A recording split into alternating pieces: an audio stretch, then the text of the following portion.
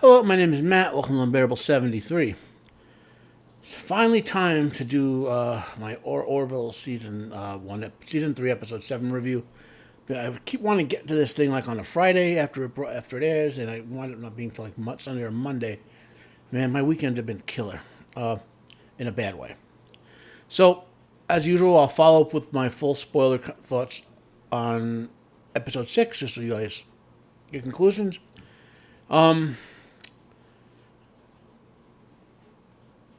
So I largely stopped with the spoilers for last episode once Malloy went back in time. Yeah, a lot of who was going and when he went to and so forth was very predictable based on all the stuff they telegraphed in early parts of the episode.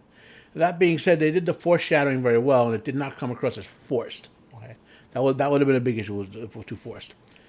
And that being said, I would not have had Malloy show off his smartphone replica and his 400-year-old crush. Instead, I would have had Malloy send one message per year and have them all encoded, then decide to go back after decoding. They decide to go back after decoding the first two messages, right? They go back, but wind up in 2025, and the next couple messages are decoded, and then Malloy says not to get him. He's going to stay in the past. So they have to find him, and then his best friend Mercer remembers he's a aficionado of that era and goes to his cabinet and they search for Malloy's memorabilia. So Mercer finds a replica of him and remembers that his crush in the 21st century with that woman named Laura, and that will be how they find him. Okay, that would have been a much more organic way than just pulling the cell phone. The whole cell phone conversation felt a little like, when it happened.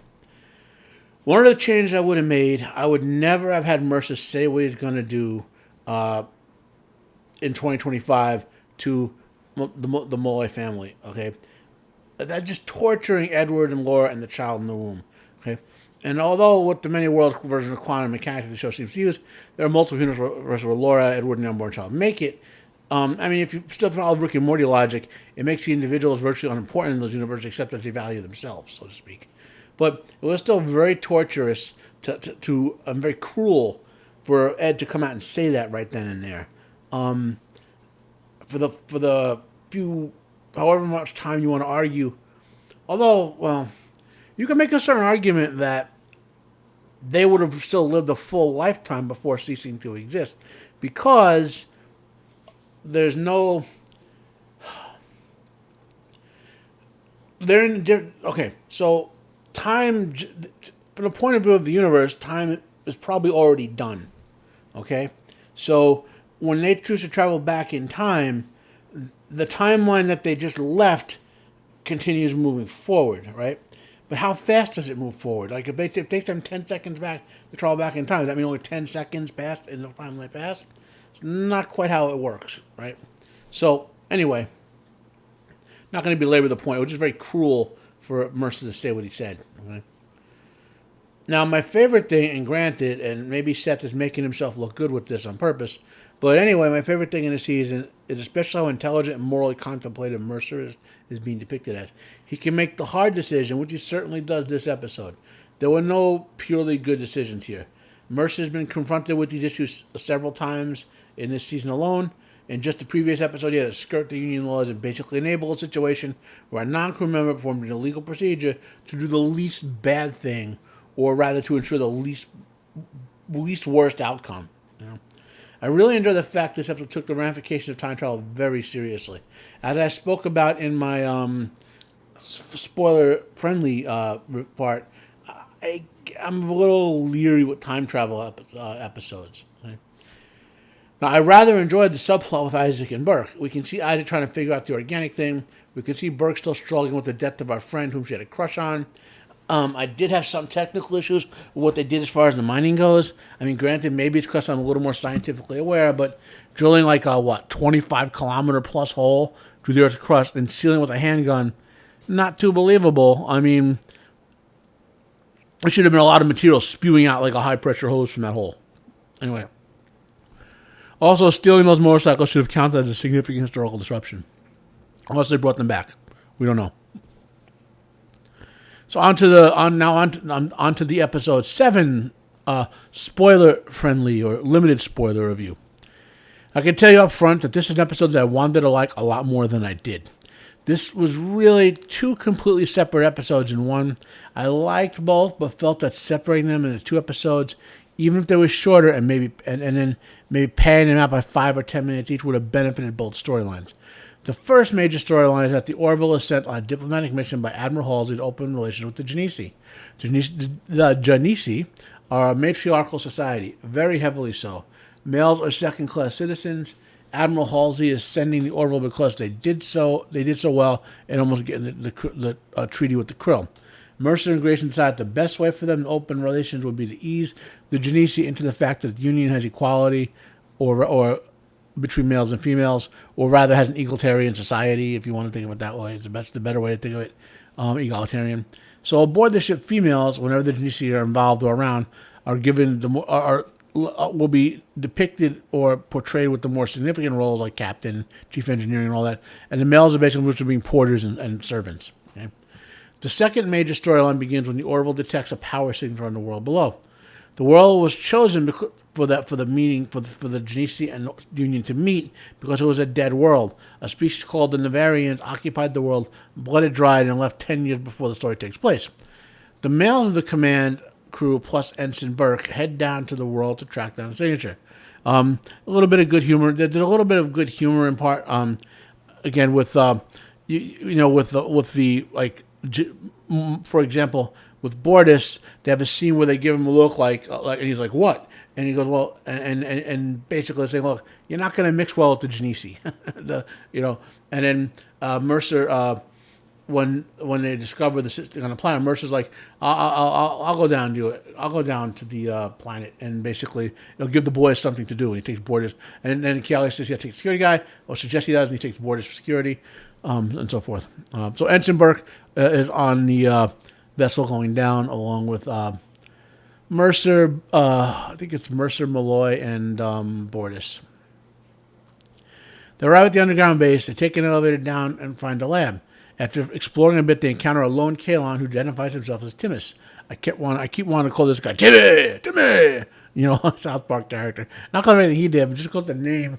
I wonder if the name is just they did that on purpose when they wrote the name to him. The crew immediately assumes an aggressive defensive posture, but Timus moves to assure them they are not in danger from him. A new alien identifies herself as Dr. Vilka. She traveled to the dead world to examine the remains of a crashed Kaelon vessel with her father, and she states that she is unable to provide Timus with emotions. Since Timus has emotions, he has empathy and no longer wants to exterminate all biologicals. In fact, he feels regret for it, and so forth. Dr. Vilka and Timus agree to return with the Orville and provide detailed reports to the Union. So those are the two major storylines. There's a minor but totally separate storyline about Callie and Lamar, who have fallen hard for one another, attempting to have a romantic relationship, but Lamar keeps getting broken bones and other injuries during intercourse. There's another minor plot line that ties eventually back into the major storyline with Timus, which has to do with Dr. Finn and Isaac attempting to work out their relationship issues. Now, so that's what basically is happening in the episode, right? So there's an old maxim for anyone writing any sort of story: if you can edit out a plot or subplot or specific event completely out of the story, and the main plot or main storyline doesn't change, then you should not have had that item there to begin with. The entire Callie and Lamar subplot should have been edited out if they were going to keep these two major storylines together. It had no impact on any of them. It came across a little like, it just didn't seem to work the way they intended it. Okay. But I'll talk more about that. Anyway, I wasn't sure if this was intended as a comedy part or a tragic romance part. Sometimes it was funny, like when Lamar wouldn't admit he was getting injuries during sex, and he was like hopping down the corridor and all that sort of stuff. And at the end, it was just very tragic. And then, it really, if they were going to keep those two major, completely separate storylines with the Genesi and the Timus in there. Because this was like an hour and 15-minute episode. And if you're going to push an hour plus for an episode, you really got to have it like a lot in there you want to see. So now regarding the Genesi storyline, I have a feel that this is one of those storylines that's supposed to be a dramedy. Like it has the comedic moments like with Mercer and Malloy acting like, porters and doing the Abbott and Costello routine and all that. And then it has this moments where it's taken seriously, like at the end, which I can't talk about until next episode. The Genesi and what we see of their matriarchal society, however, can't be taken seriously from the point of view of, like, it's not believable. They don't act female. And, okay, which isn't to say that females can't be empowered or you can have a matriarchal society, but the women wouldn't just suddenly act like men, okay? Perhaps David Goodman, who wrote this episode, doesn't understand that males and females have fundamentally different sets of behaviors. They overlap to a degree, but certain behaviors are going to be stronger in females versus in males and vice versa. And a matriarchal society would have, for example, I would have expected the females to be aggressively cooperative, okay? Because women tend to want to form groups to accomplish things and work in groups and so forth. That's a biological sort of urge. But that's not how they acted. These Genesi females acted like you would think stereotypical patriarchal males would. Of course, you can make an argument they're aliens and maybe their gender behaviors are inverted, but in our overall universe, every time we've seen a male and female dichotomy, they act the same way males and females do in humans. Okay? Now, you also repeat references to the Genesi situation being just like that with the Malklins. The Malklins have an actual biological reason that they have very few females. Based on what we know, even if they didn't do the gender reassignment of all females at birth, there would be less than 1% of the Malklin population would be female, just because it's such a low birth rate and the females have a low survival rate in their home atmosphere, if I understand everything that we told about them correctly. I doubt the Genesi have the same situation. Now, regarding the Timus storyline, which to me was the highlight of it, I was pleasantly surprised by this storyline. I did not expect it to go the way it did, and because it could have been very tropish, to put it mildly. Overall, I enjoyed it and how it tied into Finn and Isaac's problem very nicely. I have two predictions about this, the Kaelon, but I can't talk about them until I can do the full spoiler on the next episode. But there's two predictions. Now, as part of this Timus storyline, we saw the origin of the Kaelon as the literal K-1 is bought by a family and enslaved and tortured over the course of those flashbacks sort of to the past. Though I do find it suspect the entire planet of morons exists who let slavery to this degree go on.